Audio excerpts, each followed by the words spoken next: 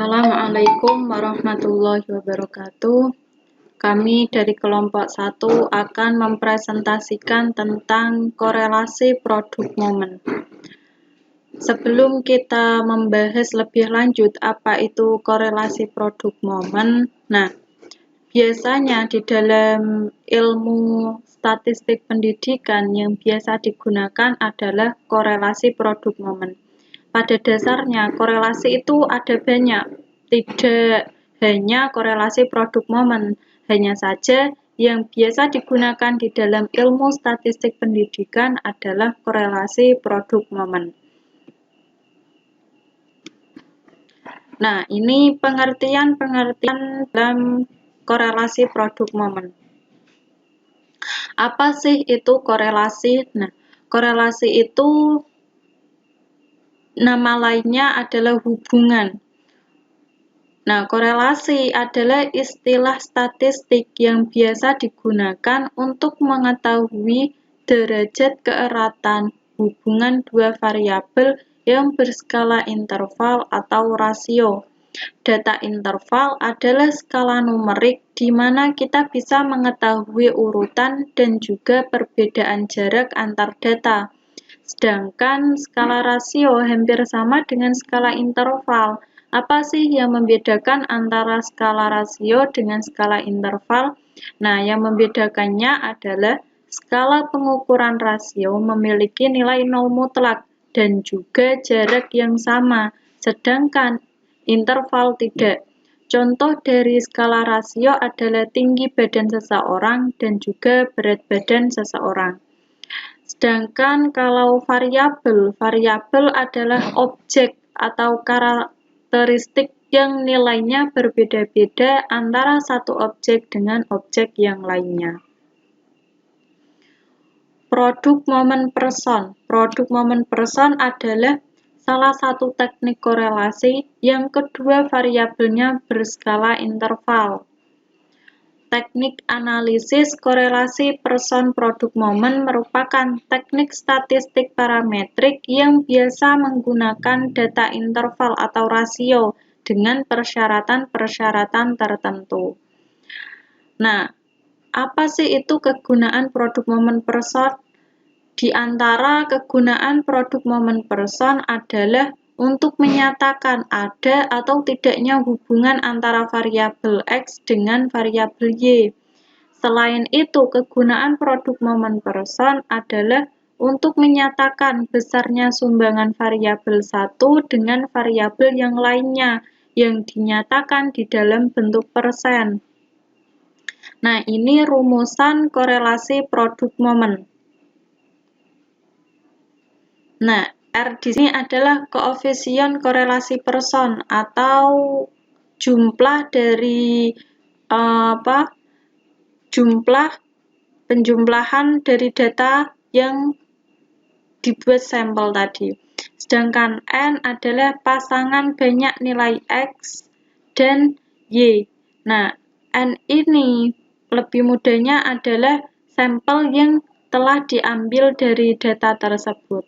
Sigma XY adalah jumlah dari hasil kali nilai X dan nilai Y. Nilai X dan nilai Y dikalikan, maka ini menjadi hasil sigma XY. Sigma X adalah jumlah nilai X, sigma Y jumlah nilai Y, sigma X kuadrat adalah jumlah dari kuadrat nilai X, sedangkan sigma Y kuadrat adalah jumlah kuadrat nilai Y. Nah, langsung saja kita praktek tersebut di dalam Excel. Tapi sebelum itu, kita harus mengetahui interpretasi indeks atau nama lainnya adalah koefisien korelasi produk momen. Apa sih itu koefisien korelasi produk momen? Nah, data hasil pengukuran akan dihitung koefisien korelasinya dengan rumus pada slide yang sudah saya jelaskan tadi. Hasil perhitungan tersebut diperoleh suatu nilai yang nilai tersebut dinamakan dengan koefisien korelasi person. Koefisien korelasi tersebut menunjukkan seberapa kuat sih korelasi antara variabel X dengan variabel Y. Nah, Ini adalah interpretasi terhadap koefisien korelasi tersebut. Jika interpretasinya 0,00 sampai dengan 0,0199, maka koefisien korelasi di dalam data tersebut korelasinya sangat rendah. Jika interpretasinya 0,20 sampai dengan 0,399, maka koefisien korelasi person di dalam sebuah data tersebut korelasinya rendah. Jika interpretasinya 0,40 sampai dengan 0,599, maka koefisien korelasi person di dalam sebuah data tersebut korelasinya sedang. Jika interpretasinya 0,60 sampai dengan 0,799, maka koefisien korelasi person di dalam sebuah data tersebut korelasinya kuat. Dan jika interpretasinya 0,80 sampai dengan 1,000, maka koefisien korelasi person di dalam sebuah data tersebut korelasinya sangat kuat. Nah, itu di antara interpretasi di dalam sebuah data. Ini contoh soal korelasi produk momen. Nah, kita langsung hitung secara manual di dalam Excel. Di sini sudah ada data mentahannya. Nah, cara menghitungnya, jadi gini, ketika kita sudah mengisi data mentahan ini, maka data ini adalah sebagai data bantu untuk kita menghitung korelasi koefisien tersebut. Nah, nilai XY ini adalah nilai perkalian antara variabel X dengan variabel Y. Nah, langsung saja dihitung, kita sum 4 dikali dengan 3, 12, dan langsung dihitung otomatis.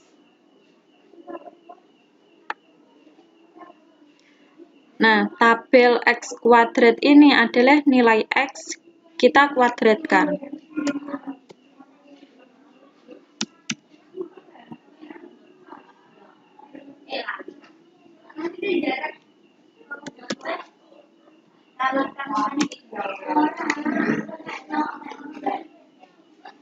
Sedangkan nilai X, nilai Y kuadrat, ini adalah hasil dari nilai Y dikuadratkan.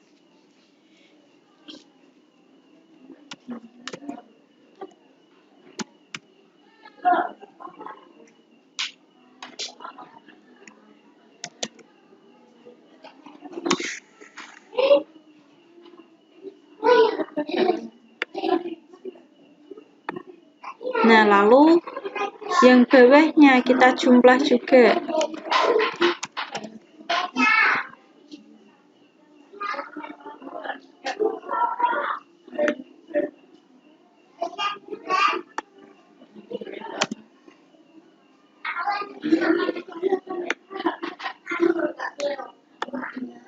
Nah, dari tabel tersebut kita akan lebih mudah untuk menghitung rumusan korelasi tersebut. Nah, kita praktekkan di sini tadi kan N. N-nya adalah jumlah sampel yang telah kita ambil. Di sini kita mengambil sampel 10 orang. Nah, berarti kita jumlahkan.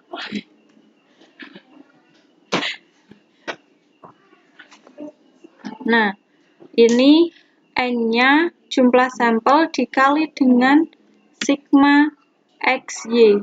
Di sini jumlah sigma XY adalah 345. Lalu N sigma XY tersebut dikurangi dengan sigma X dikali sigma Y.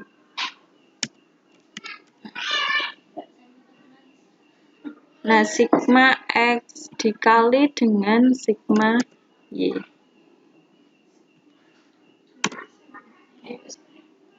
Nah, terus akar dari N atau jumlah sampel yang kita ambil dikalikan dengan sigma X kuadrat. Jadi 10 dikali dengan X kuadrat 403.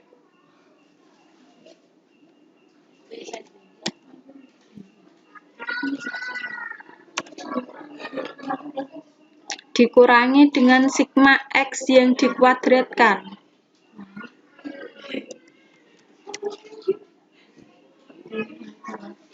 Oke, sigma X.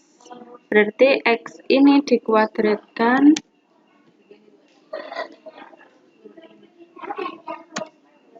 Nah, terus dikalikan dengan akar dari N sigma Y kuadrat.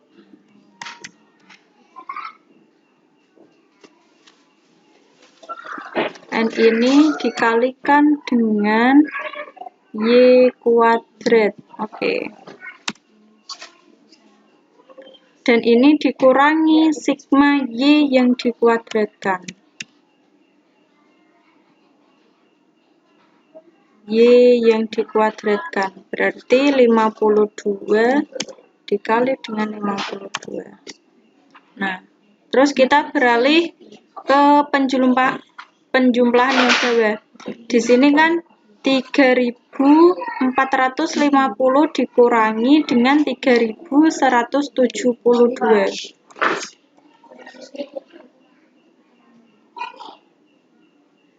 Oke, ini dikurangi dengan ini. Hasilnya adalah 278. Lalu 4030 dikurangi dengan 3721.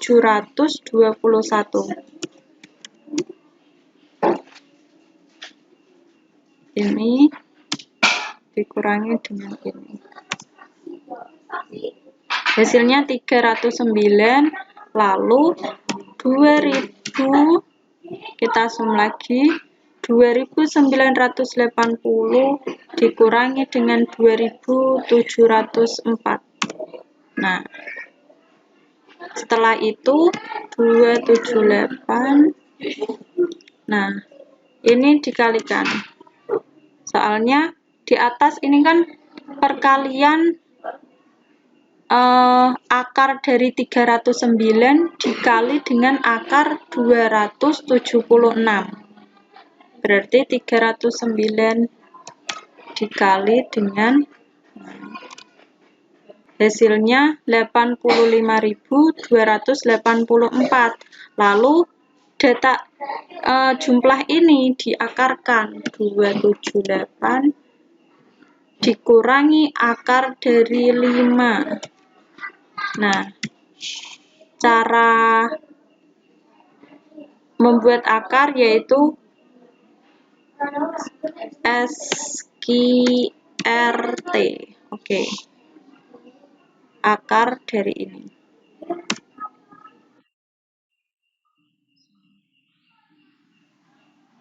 Nah, jumlahnya akar dari 85.284 adalah 292,0342. Lalu 278 ini dikurangi 292.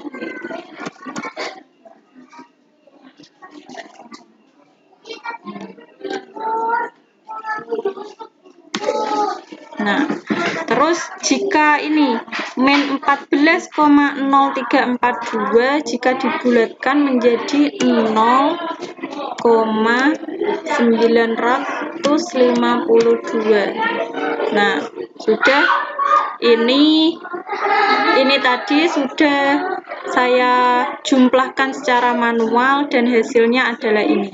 Kita lihat di dalam PPT-nya. Nah, lalu kita cocokkan.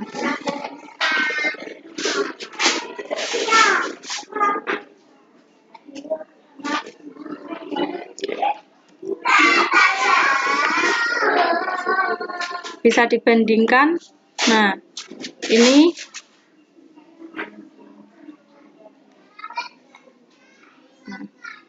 di sini kan 10 dikali 345 hasilnya 3.450.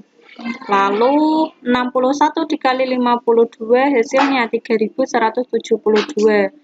Sudah sesuai. Lalu akar dari 10 dikali 403 sama dengan 4030 dikurangi dengan 61 kuadrat, yaitu 3721. Hasilnya 309. Lalu 10 dikali 298 adalah 2980 dikurangi dengan 52 kuadrat, yaitu 2704. Hasilnya 276. Lalu 309 dikali dengan 276, hasilnya ini 85.284, lalu dikurangi dan hasilnya 0,952. Nah, jadi koefisien dari data yang telah kita jumlah tadi, yang sudah kita hitung tadi, maka koefisien korelasi personnya adalah 0,952. Lalu kita bandingkan dengan interpretasi yang sudah saya cantumkan tadi. Nah, 0,952 itu mendekati 1,000. Jadi, koefisien korelasi person dalam data yang telah kita jumlahkan tadi, korelasinya sangat kuat. Nah, itu saja yang bisa saya sampaikan dari materi korelasi koefisien korelasi produk momen. Jika ada yang kurang paham, bisa didiskusikan lagi. Akhirul kalam. Wassalamualaikum warahmatullahi wabarakatuh.